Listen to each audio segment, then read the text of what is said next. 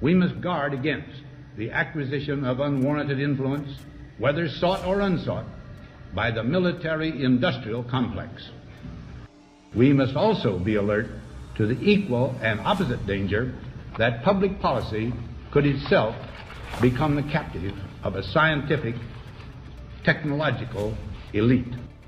Can brain scans be used to determine whether a person is inclined toward criminality or violent behavior? You will rule on that. If you have enough data on a person, especially biometric data, and if you have enough computing power, you can understand that person better than the person understands himself or herself.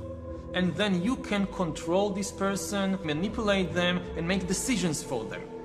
Can you imagine that in 10 years when we are sitting here, we have an implant in our brains, and I can immediately feel, because you all will have implants,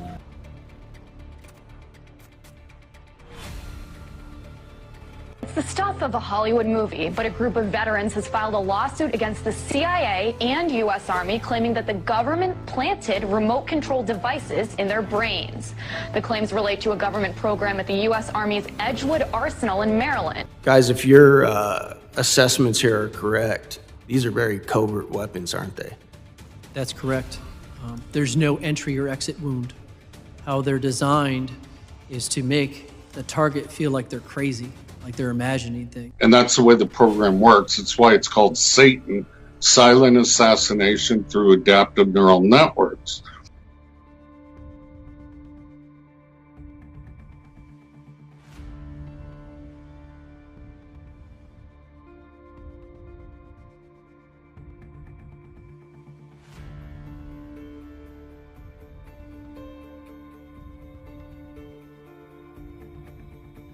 This is considered a weapon of mass destruction of both minds or of populations. We can incite wars. We can, we get our redacted intel by dream programming and extraction.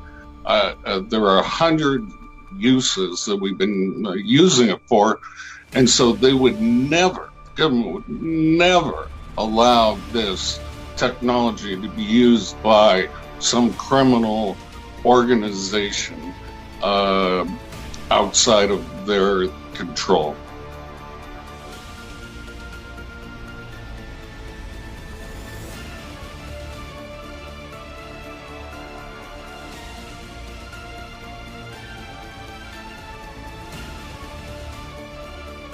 Which is, again, neurological weapons, but improved, and can cause heating of organs such as the brain and cause traumatic brain injury, which is, again, we get into detail, more important in rewiring the brain and making them into robotic slaves, if you will. You can make them agitated, you could make them sleepy, all sorts of emotions. Electronic mind control research is not new. A scientific milestone in this area came in the 1960s when Dr. Jose Delgado demonstrated remote control over a charging bull. By connecting a radio antenna to electrodes inserted into the bull's brain, Delgado proved that the animal's aggressive impulses could be thwarted by electronically manipulating the bull's muscle reflexes. Do you realize the fantastic possibilities if from the outside we could modify the inside? Could we give messages to the inside? But the beauty is that now we are not using electrodes. In recent years, Delgado has shown that the behavior of monkeys can be altered using low-power, pulsating magnetic fields.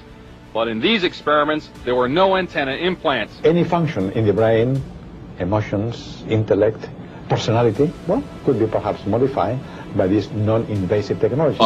It depends on their program. What are they being programmed to do? Just die, or go on a killing spree in a school to change gun laws, what is their purpose ultimately? And I wouldn't know that without interviewing them and if they had voice to skull.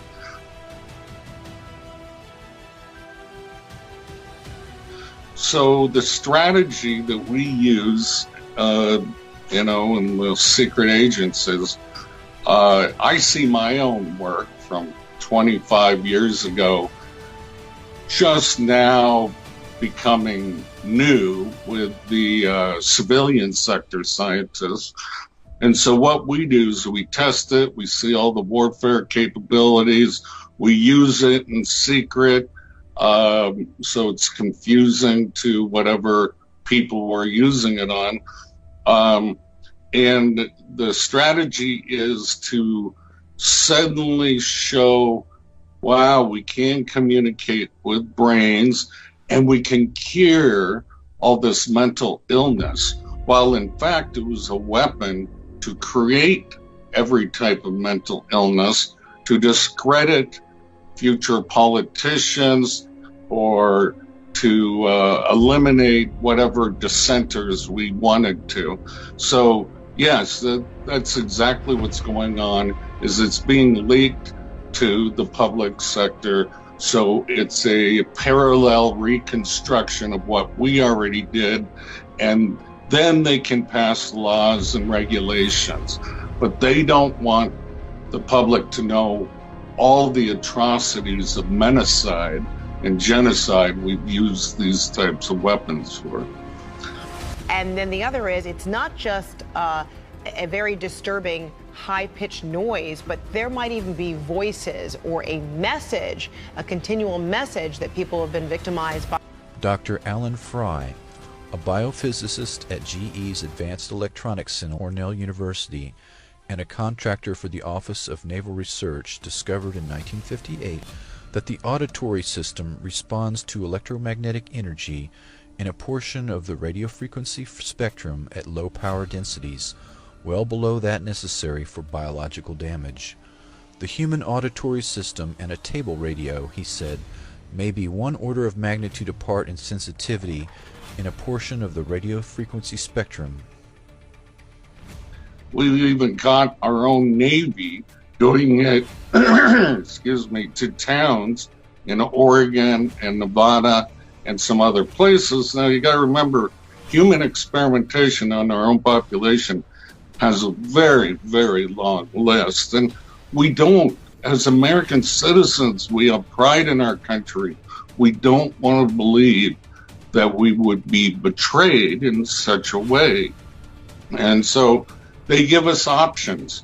It's aliens doing it, it's demons, it's the Chinese, it's the Russians. But unfortunately, the Department of Defense, our Department of Defense, has almost $1 trillion in black budget and warfare equipment every year. And they have never warned the U.S. citizens about these weapons. Why do you think that is?